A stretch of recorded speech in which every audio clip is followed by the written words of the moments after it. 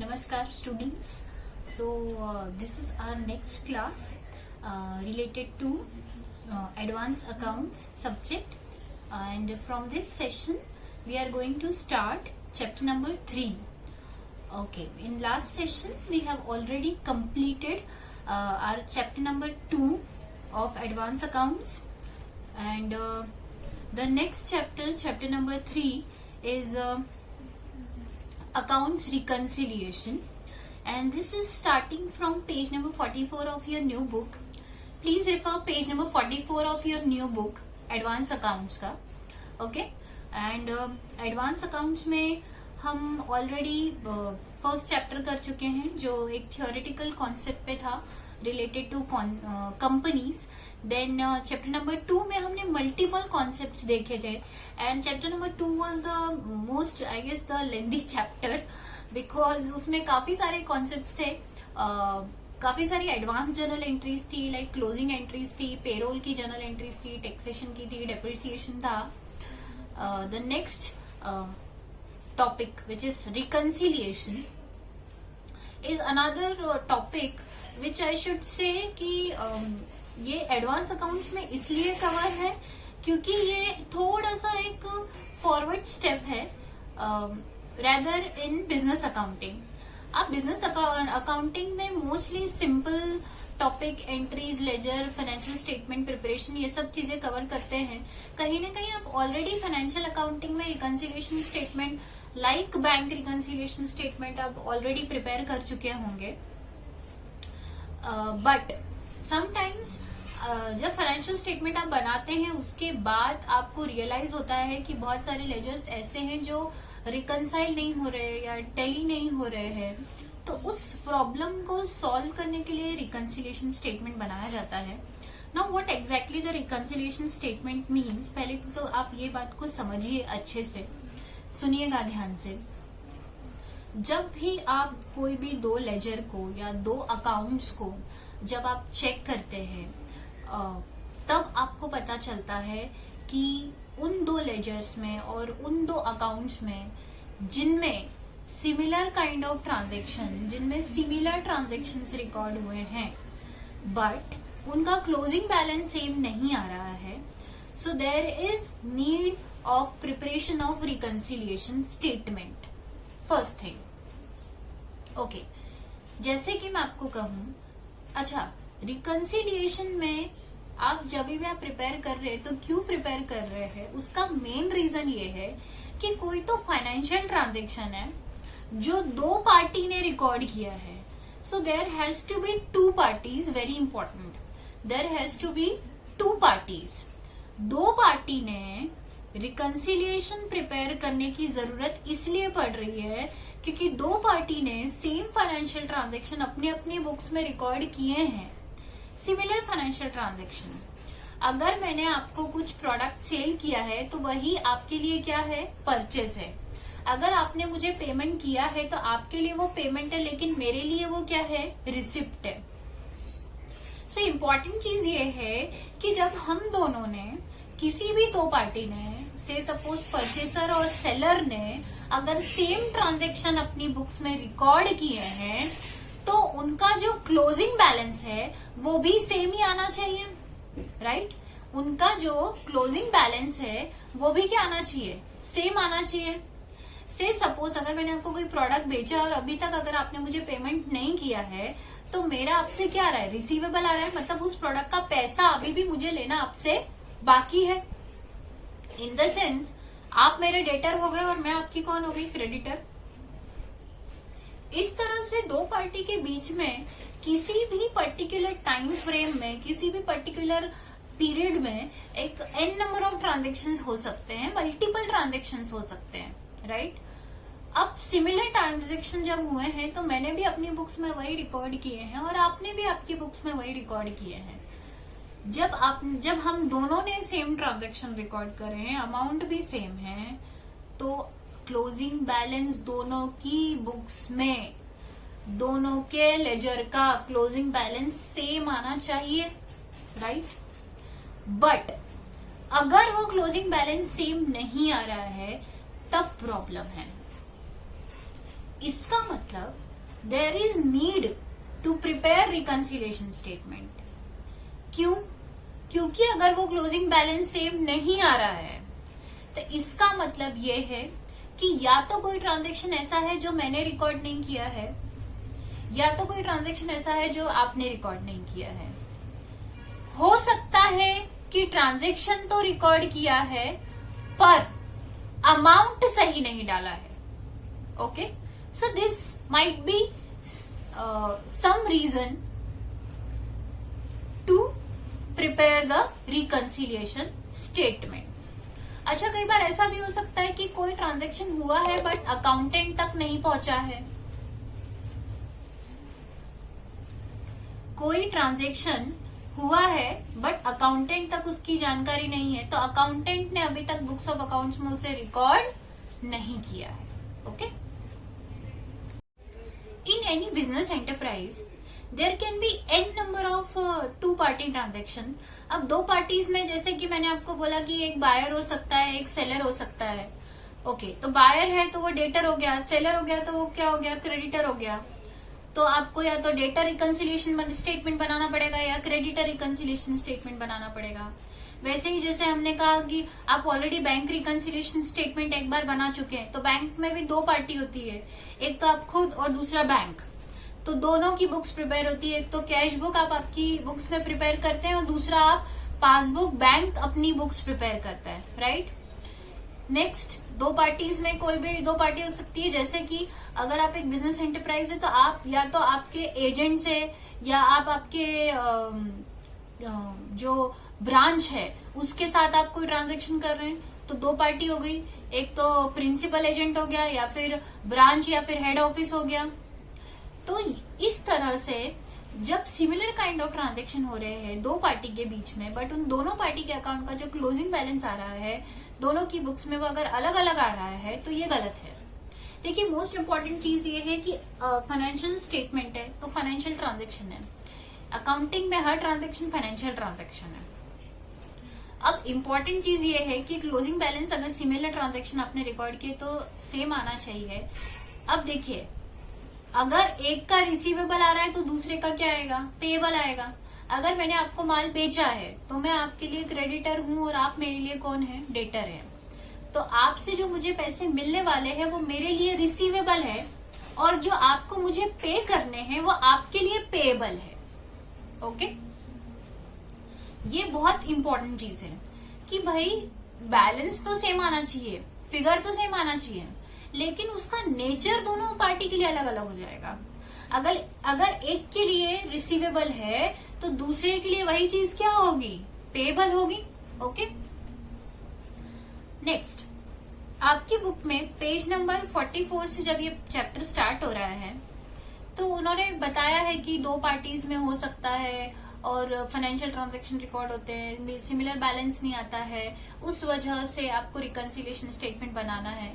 Next important चीज ये है कि जब भी आप रिकंसिलिएशन स्टेटमेंट बनाने की जरूरत आपको क्यों पड़ती है, क्योंकि कई बार आपने देखा होगा कि जब भी एज एन अकाउंटेंट अगर आप कहीं पे भी कर रहे हैं काम, या एज एन अकाउंटेंट आप जब भी आप जाएंगे तो एक वीक के बाद, एक मंथ के बाद, या एक क्वार्टर के बाद, या पूरा एक हाफ ईयर के बाद, या कंप्लीट एक ईयर के बाद, एक पर्टिकुलर टाइम फ्रेम पीरियड के बाद आप हर बुक्स ऑफ अकाउंट्स को क्या है करते हैं, टैली करके क्लोज करते हैं। से सपोज मान लीजिए एज एन अकाउंटेंट आपको सबमिट करनी है आपकी मंथ एंड क्लोजिंग रिपोर्ट। तो मंथ एंड पर एज एन अकाउंटेंट जब आप सारी लेजर्स को, सारे जितने भी आपके अकाउंट्स है आपकी बुक्स ऑफ अकाउंट्स में जब आप चेक करेंगे तब आपको पता चलेगा कि अगर भाई मेरा इतना डेटर है, इतना क्रेडिटर है, और दो पार्टी से, जैसे अगर आप ब्रांच है या आप एचओ है तो आप ब्रांच के साथ टैली करेंगे, अगर आप डेटर है तो आप क्रेडिटर के साथ टैली करेंगे, अगर आप क्रेडिटर है तो डेटर के साथ टैली करेंगे, और आप देखेंगे कि सामने वाली पार्टी का क्लोजिंग बैलेंस और हमारा क्लोजिंग बैलेंस सेम आ रहा है या नहीं आ रहा है। वैसे ही जब आप बैंक रिकंसिलिएशन स्टेटमेंट बनाते हैं तो आप चेक करते हैं कि बैंक में जो पासबुक का बैलेंस आ रहा है और जो हमारी कैश बुक में जो बैलेंस आ रहा है वो सेम आ रहा है कि नहीं आ रहा है, बिकॉज ट्रांजेक्शन सेम रिकॉर्ड हुए हैं। अगर नहीं आ रहा है that means there is something missing, या तो आपसे कोई मिस्टेक हुई है रिकॉर्डिंग करने में, या सामने वाली पार्टी से कोई मिस्टेक हुई है रिकॉर्डिंग करने में, ट्रांजेक्शन्स की, बुक्स ऑफ अकाउंट्स में, तो वो आपको चेक करके करेक्ट करके टैली करना है, और इसलिए आपको रिकंसिलिएशन स्टेटमेंट बनाना है। ओके, तो ये जो क्लोजिंग है ये आप मंथली भी कर सकते हैं, ये आप क्वार्टरली भी कर सकते हैं, आप हाफ ईयरली भी कर सकते हैं। इस तरीके से जब आप properly time to time reports बनाते जाएंगे तब आपको पता चलेगा कि रिकंसिलिएशन इसलिए बहुत इंपॉर्टेंट है।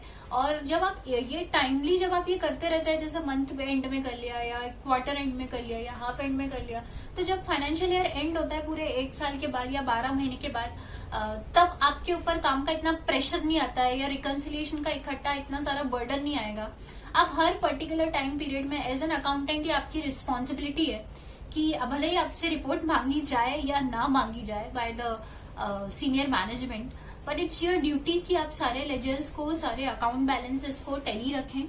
हर पर्टिकुलर पीरियड में, हर टाइम फ्रेम में आप उसे चेक करते रहें, वीकली, मंथली और क्वार्टरली और हाफ ईयरली, ताकि जब आप फाइनल फाइनेंशियल स्टेटमेंट बनाते हैं तब आपको, आपके ऊपर रिकंसिलिएशन का इतना बर्डन नहीं होता है। आपने काफी हद तक रिकंसिलिएशन का काम किया होता है। हर महीने आप अगर रिकंसिलिएशन रिपोर्ट बना रहे हैं तो ईयर एंड में आसानी से आपके सारे अकाउंट्स रिकंसाइल हो जाएंगे, और आपको एंड टाइम पे रिकंसिलिएशन के लिए या मिसिंग ट्रांजेक्शन या मिस्टेक्स ढूंढते बैठे रहने की आपको मेहनत नहीं करनी पड़ेगी।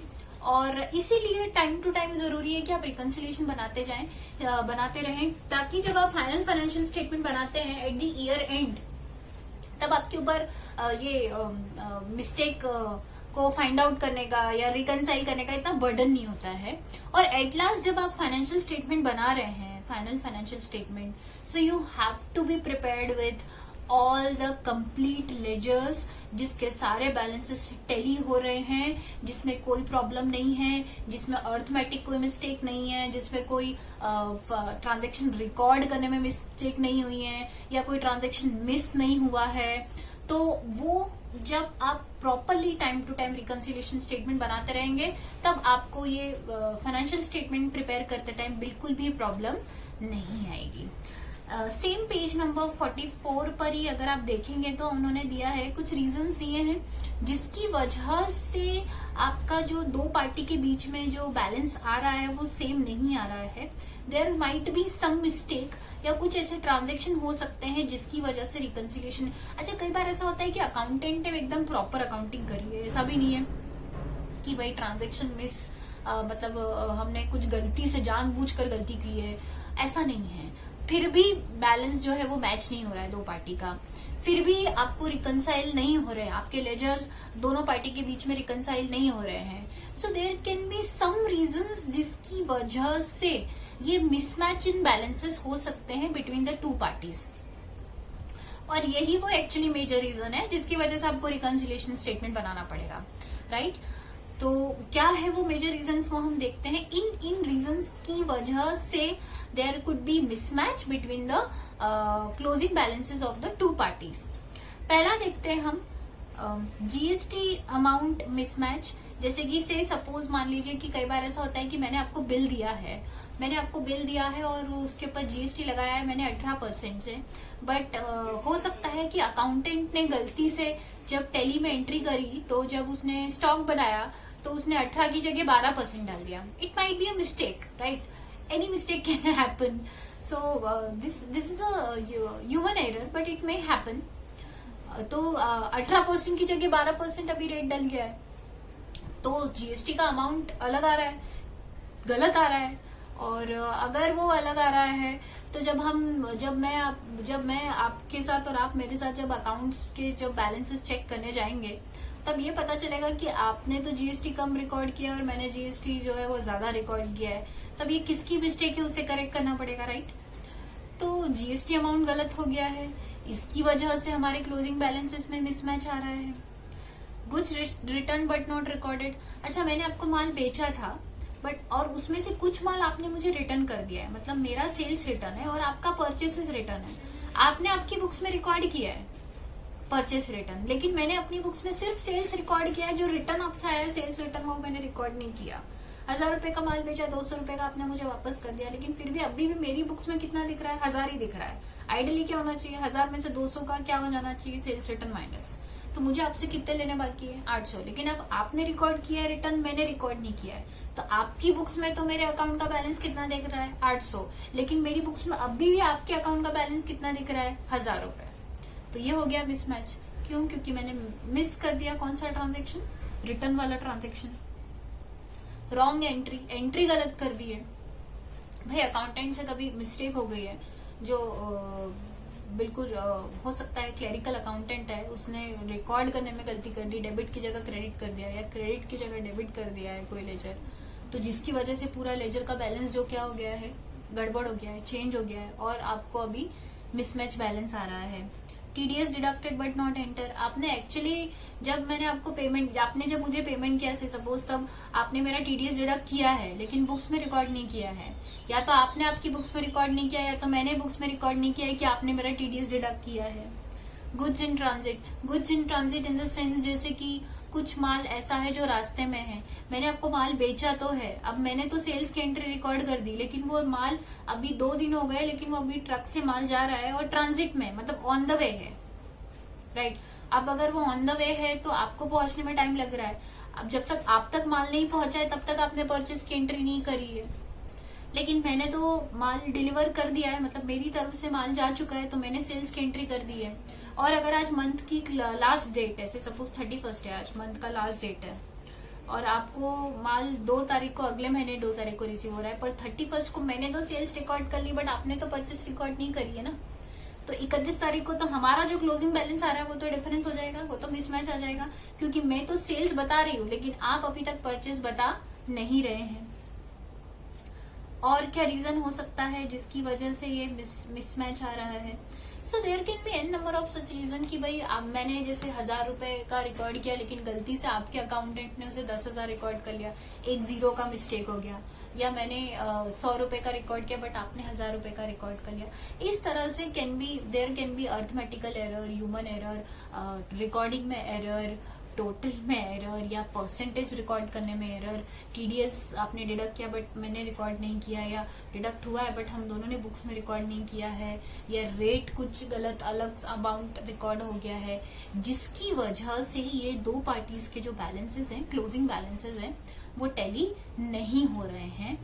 और अब जरूरी है कि हम टैली करें उसे प्रॉपरली हर मंथ एंड में, या जो भी टाइम फ्रेम पर आप रिपोर्टिंग करते हैं, टाइम टू टाइम आप हर लेजर को चेक करते रहें पर्टिकुलर टाइम फ्रेम में, एक स्पेसिफिक पीरियड के बाद, ताकि आपकी अगर कोई मिस्टेक है या मिसमैच है वो आप एट ए टाइम ही हर समय पर उसे पकड़ पाएं और प्रॉपरली रिकंसिलिएशन स्टेटमेंट बना पाएं और उसे अच्छी तरह से प्रेजेंट कर पाएंगे, ताकि जब आप फाइनल फाइनेंशियल स्टेटमेंट प्रिपेयर करेंगे एट द ईयर एंड, तब आपको बहुत ही अच्छे से स्मूथली आप हर लेजर के बैलेंसेस को पर्टिकुलरली फाइनेंशियल स्टेटमेंट में कैरी फॉरवर्ड कर पाएंगे। ओके, रिकंसिलिएशन को समझने के लिए चैप्टर में नेक्स्ट आपको इस कॉन्सेप्ट्स के बाद कुछ क्वेश्चन दिए हुए हैं। कॉन्सेप्ट को समझने के लिए सबसे बेस्ट तरीका यही है कि अब हम उन कॉन्सेप्ट्स के ऊपर बेस्ड जो है, आपको एक बेसिक कॉन्सेप्ट मैंने समझा दिया कि what exactly the reconciliation is. अब हम उसके ऊपर कुछ क्वेश्चन करते हैं, सॉल्व करते हैं, तब हमें पता चलेगा कि एक्चुअली रिकंसिलिएशन स्टेटमेंट कैसे बनता है और क्या होता है इसका, कैसे इम्प्लीमेंट होता है। पेज नंबर 45 प्लीज आप लोग रेफर कीजिएगा आपकी बुक का, वहां पर एक सॉल्व क्वेश्चन दिया हुआ है। This is the first question of reconciliation statement. सबसे पहले हम ये देखेंगे, और ये अगर जब आप अच्छी तरह से समझ जाएंगे तो आपको बहुत सारे कॉन्सेप्ट रिकंसिलिएशन के अपने आप समझ में आते जाएंगे। Okay, so let's start with the question. हम पहले क्वेश्चन करते हैं, पहले क्वेश्चन पढ़ेंगे, उसको अच्छे से समझेंगे और फिर हम उसका सॉल्यूशन प्रिपेयर करेंगे। Okay, dear students, please refer page number 45, chapter number 3, page number 45. We are going to start the questions of reconciliation statement. So आपकी बुक में 45 पेज नंबर पर ना ऑलरेडी क्वेश्चन दिया हुआ है। ओके, तो उस क्वेश्चन को आप पढ़िएगा। मैंने यहाँ पर क्वेश्चन लिखा है, this is question, okay. Properly book ना होने की वजह से जरूरत पड़ी मुझे कि मैं क्वेश्चन लिखूं, ताकि आप अच्छी तरह से समझ पाएंगे इस क्वेश्चन को। पहले हम अच्छे से पढ़ेंगे। मैंने यहाँ पर अपने लिए, और आप यहाँ पर भी रेफर कर सकते हैं क्वेश्चन, और आपके पास ऑलरेडी क्वेश्चन है, पेज नंबर 45 पर क्वेश्चन अवेलेबल है आपके पास, ओके। आप चाहें तो वो पेज नंबर पे आराम से आपकी बुक में वो क्वेश्चन है, आप वो अच्छे से रेफर कीजिए। प्लीज पढ़ेंगे ध्यान से हम लोग उस क्वेश्चन को, ठीक है। क्वेश्चन में दिया है कि you are an accountant of MG electronics. आप प्लीज बुक में क्वेश्चन दिया हुआ है, आप वो रेफर कीजिएगा, page number 45, new book advance accounts. You are accountant of MG electronics and the following transactions have been entered in the books of accounts of the enterprise। आप MG electronics के accountant है, okay. तो एक चीज पहले तो दिमाग में बैठा लीजिए कि आप किसके अकाउंटेंट है, MG इलेक्ट्रॉनिक्स के अकाउंटेंट है। मतलब आपकी MG इलेक्ट्रॉनिक्स में नौकरी लग चुकी है और आप उसकी अकाउंटिंग कर रहे हैं, ओके। ये बहुत, इस बात पे मैं इसलिए स्ट्रेस दे रही हूँ कि आप अकाउंटेंट किस पार्टी के हैं, इसके ऊपर बहुत कुछ डिपेंड करेगा। बिकॉज ये आप जो बनाने वाले हैं, या आप रिकंसिलिएशन स्टेटमेंट बनाने वाले हैं, तो आपको पता होना चाहिए कि आप कौन सी पार्टी के अकाउंटेंट हैं। आप अकाउंटेंट MG इलेक्ट्रॉनिक्स के हैं। आगे आप उसी पेज पर, जैसे ही ये लाइन खत्म हो रही है, आपको एक पता चलेगा कि आपकी बुक में ना एक स्क्रीनशॉट दे के रखा है, और वो स्क्रीनशॉट दे रखा है टैली का। जो बुक में क्वेश्चन दिया है ना, उसमें एक टैली का स्क्रीनशॉट दे रखा है, देखिएगा उस पेज पर क्वेश्चन में। This is question only. मैंने वो स्क्रीनशॉट आपके लिए बनाया है ताकि हमें क्वेश्चन अच्छे से समझ में आए, ओके। आप बुक में रेफर कीजिए और मेरे साथ देखते भी जाइए। देखिए उस स्क्रीनशॉट में क्या दिया हुआ है। MG इलेक्ट्रॉनिक्स सबसे ऊपर लिखा है, फिर पर्टिकुलर्स है, दिस इज द टैली का स्क्रीनशॉट जो मैंने यहाँ पे बनाया है। फिर ऊपर लिखा है दुनसेरी पेट ग्लोबल लिमिटेड, ओके। क्या लिखा है, दुनसेरी पेट ग्लोबल लिमिटेड, MG इलेक्ट्रॉनिक्स लिखा है। फिर सारे ट्रांजैक्शंस लिखे हैं। एक कॉलम है डेबिट अमाउंट का, एक कॉलम है क्रेडिट अमाउंट का, और लास्ट कॉलम है क्लोजिंग बैलेंस का, ओके फाइन। इसका मतलब ये हुआ कि ये जो बुक्स ऑफ अकाउंट्स है, ये ऊपर किसका नाम लिखा हुआ है, MG इलेक्ट्रॉनिक्स का नाम लिखा हुआ है। इसका मतलब ये हुआ, ये वाला जो स्क्रीनशॉट है ना, ये किसकी बुक्स ऑफ अकाउंट्स है, ये MG इलेक्ट्रॉनिक्स की बुक्स ऑफ अकाउंट्स है। और MG इलेक्ट्रॉनिक्स के अकाउंटेंट तो हम ही हैं। हम किसके अकाउंटेंट हैं, MG इलेक्ट्रॉनिक्स के अकाउंटेंट है। इसका मतलब ये हुआ कि ये वही बुक्स है जो किसने प्रिपेयर करी है, हमने प्रिपेयर करी है, ओके। लेकिन हमारी बुक्स में अभी ये ऊपर किसका नाम है, धुनसेरी पेट ग्लोबल लिमिटेड, राइट। इसका मतलब ये हुआ कि ये वो है, ये हमारी बुक्स में, हमारी टैली के अकाउंटिंग में ये किसका अकाउंट बना हुआ है, धुनसेरी पेट ग्लोबल लिमिटेड का अकाउंट बना हुआ है, ओके। तो धुनसेरी जो पार्टी है, उसके साथ हमने जितने भी ट्रांजेक्शन्स किए होंगे वो सब कुछ इसमें दिखेंगे, वो सब कुछ इसमें रिकॉर्ड होंगे, ओके। अगर आप ध्यान देंगे तो इसमें मंथली बहुत सारे एन नंबर ऑफ मंथ्स, देखिए आपकी ऑलरेडी स्क्रीनशॉट में मैंने दिए हुए हैं। अप्रैल, मई, जून, जुलाई, अगस्त, सितंबर, अक्टूबर, नवंबर, दिसंबर, जनवरी, फरवरी, मार्च टोटल।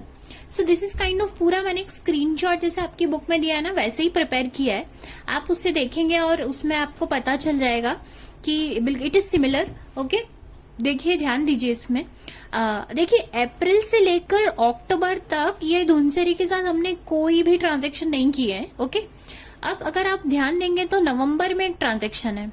अच्छा, नवंबर में ट्रांजैक्शन दिया है और डेबिट अमाउंट में लिखा हुआ है, कितना लिखा हुआ है, 15,61,600। तो क्लोजिंग बैलेंस भी कितना ही आ रहा है, 15,61,600 आ रहा है। फिर दिसंबर में एक ट्रांजैक्शन है जिसका क्रेडिट में अमाउंट लिखा हुआ है 15,61,000। अच्छा, यहाँ पे 1,600 था, यहाँ पे 15,61,000 है, तो अभी भी क्लोजिंग बैलेंस कितना बच रहा है, 600 बच रहा है। फिर जनवरी में हमने उसके साथ ट्रांजैक्शन किया है जिसमें कितना रिकॉर्ड किया अपन ने, 19,90,400 और क्रेडिट में कुछ नहीं है, तो क्लोजिंग बैलेंस कितना आ रहा है, 600 भी का एडजस्ट हो जाएगा तो कितना आ रहा है, 19,91,000 आ रहा है, बिकॉज 600 पहले से था और अभी कितना था, 19,90,400 था। फिर फरवरी में एक और हमने ट्रांजेक्शन किया जिसमें कितना आ रहा है, 18,31,000 का एक क्रेडिट में ट्रांजैक्शन आ रहा है, और ये क्लोजिंग बैलेंस पहले से इतना था, और अभी एक ट्रांजैक्शन और हुआ जिसका बैलेंस क्रेडिट में आ रहा है, तो क्लोजिंग बैलेंस कितना आ रहा है, 1,60,000 आ रहा है। ओके, तो हमारा जो क्लोजिंग बैलेंस आ रहा है, मोस्ट इंपॉर्टेंट चीज क्या है, क्लोजिंग बैलेंस। यहाँ पर आप क्लोजिंग बैलेंस देखिए, हमारी बुक्स में, अपनी बुक्स में एमजे इलेक्ट्रॉनिक्स, मतलब हम एमजे इलेक्ट्रॉनिक्स के अकाउंटेंट है, और अपनी बुक्स में ये धुनसेरी पेट ग्लोबल का, पेट लिमिटेड का अकाउंट बना हुआ है। तो हमारी बुक्स में धुनसेरी पेट ग्लोबल का क्लोजिंग बैलेंस कितना आ रहा है, 1,60,000 रुपए आ रहा है, राइट। अब जब ये 1,60,000 रुपए अपनी बुक्स में आ रहा है, राइट, अच्छा, अपना ये बैलेंस आ रहा है, और ये कैसा बैलेंस आ रहा है वो भी बहुत इंपॉर्टेंट है, ये चीज हमें ध्यान देनी है कि ये बैलेंस कैसा आ रहा है, राइट। अब जब हमारा क्लोजिंग बैलेंस आ रहा है 1,60,000 रुपए, तो सामने वाली पार्टी का भी क्लोजिंग बैलेंस 1,60,000 ही आना चाहिए। इसका मतलब ये हुआ कि जो सिमिलर ट्रांजैक्शन हमने रिकॉर्ड किए हैं, सेम सिमिलर ट्रांजैक्शन उसने भी रिकॉर्ड किए होने चाहिए, और उसका भी बैलेंस कितना आना चाहिए, 1,60,000 आना चाहिए। हाँ, बस डिफरेंस ये आएगा कि अगर एक का रिसीवेबल आ रहा है तो दूसरे का क्या आएगा, पेबल आएगा। सिंपल, बस इतनी सी बात है। और डेफिनेटली एक चीज हमेशा ध्यान रखिएगा कि रिकंसिलिएशन में एक पार्टी का अगर रिसीवेबल आ रहा है तो दूसरे का पेबल ही आएगा। अगर मैंने आपको माल बेचा है तो मेरे लिए आपके अकाउंट का बैलेंस रिसीवेबल आएगा, और आपके लिए मेरे अकाउंट का बैलेंस क्या आएगा, पेबल आएगा। अगर एक डेटर है तो दूसरी पार्टी ऑब्वियस ही बात है कि क्या होगी, क्रेडिटर। लेकिन अमाउंट हमेशा क्या आना चाहिए, सेम आना चाहिए। आगे बढ़ेंगे क्वेश्चन में, ये तो हमने एक स्क्रीनशॉट समझा है, पहला पार्ट। आगे क्वेश्चन ही है, अभी तक इस पेज पर भी मैंने क्वेश्चन लिखा है, देखिए ध्यान दीजिएगा, आपकी बुक में कंटिन्यू है वो क्वेश्चन, आगे देखिएगा। The following confirmation of account for the year 18-19 has been received from the Dhunseri pet global limited. मतलब अब आपको धुनसेरी पेट ग्लोबल से ये कंफर्मेशन ऑफ अकाउंट मिला है।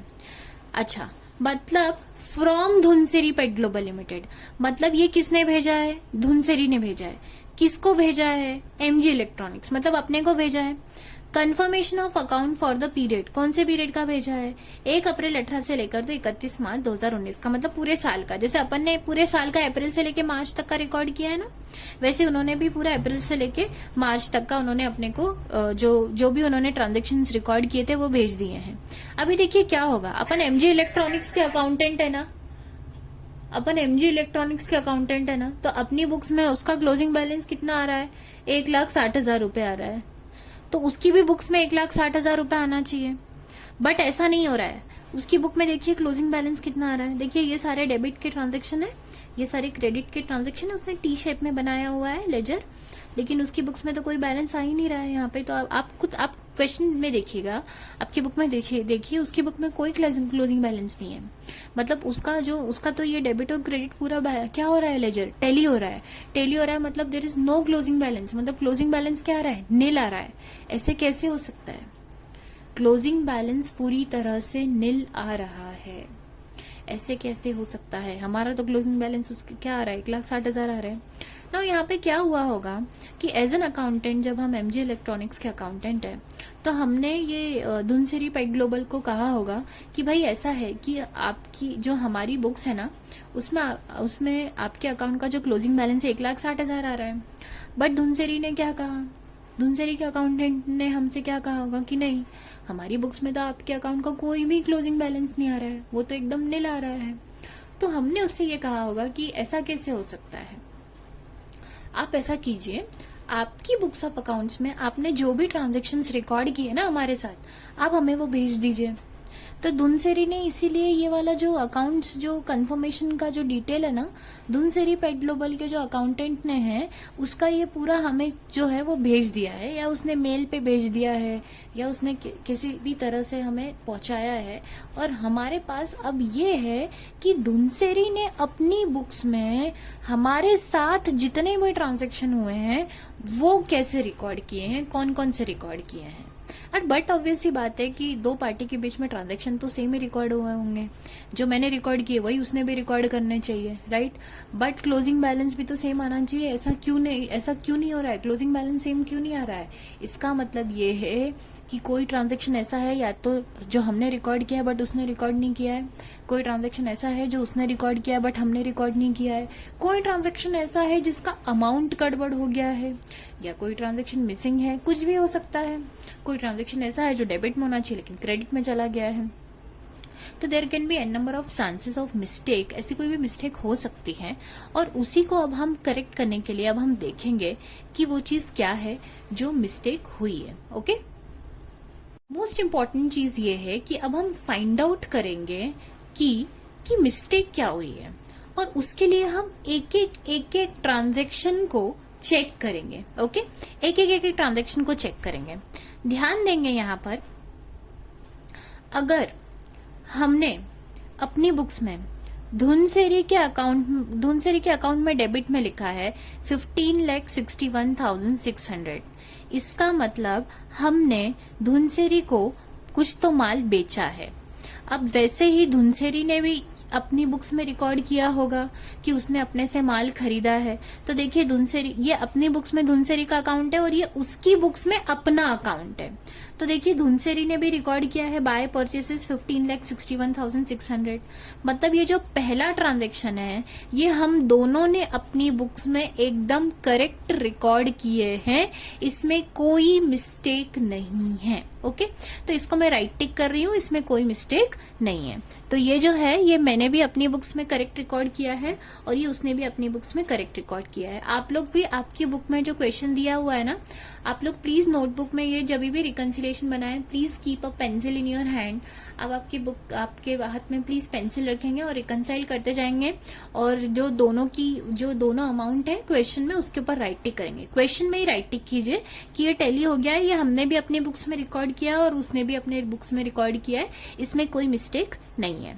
सेकेंड ट्रांजैक्शन देखेंगे। देखिए अपन ने अपने बुक्स में क्या रिकॉर्ड किया है, 15,61,000 का यहाँ पे अपन ने धुनसेरी के अकाउंट में क्रेडिट किया है। अच्छा, इसका मतलब क्या हुआ, अपन ने यहाँ पे क्रेडिट किया है, इसका मतलब क्या हुआ कि धुनसेरी ने अपने को पेमेंट कर दिया है। कितने से पेमेंट कर दिया है, 15,61,000 से पेमेंट कर दिया है। तब ध्यान दीजिए धुनसेरी की बुक्स में अपने अकाउंट में उसने एंट्री करी है क्या। देखिए ये पहली एंट्री थी नवंबर मंथ की, तो उसने ये नवंबर मंथ में एंट्री कर रखी थी। दूसरी एंट्री ये दिसंबर मंथ में, तो देखिए उसने भी दिसंबर मंथ में एंट्री की है और उसने लिखा है टू बैंक। इसका मतलब टू बैंक उसने अपने अकाउंट में लिखा है, इसका मतलब उसने अपने को पेमेंट कर दिया है। कितने का पेमेंट कर दिया है, 15,61,000 रुपीज का उसने अपने को पेमेंट कर दिया है। तो इसका मतलब ये हुआ कि यहाँ पर ये हमारे इसमें करेक्ट है और ये उसकी बुक्स में भी करेक्ट है, इसमें कोई मिस्टेक नहीं है। ये ट्रांजैक्शन एकदम प्रॉपरली रिकॉर्ड हुआ है। आगे देखते हैं हमारी बुक्स में नेक्स्ट ट्रांजैक्शन क्या है, जनवरी मंथ का 19,90,400। तो जनवरी मंथ में ये वाला 19,90,400 है, लेकिन ध्यान दीजिए उसकी बुक्स में अभी भी दिसंबर के ट्रांजैक्शन खत्म नहीं हुए। उसकी बुक में दिसंबर मंथ का एक और ट्रांजैक्शन है और उसने रिकॉर्ड किया है टू डिस्काउंट रिसीव्ड अकाउंट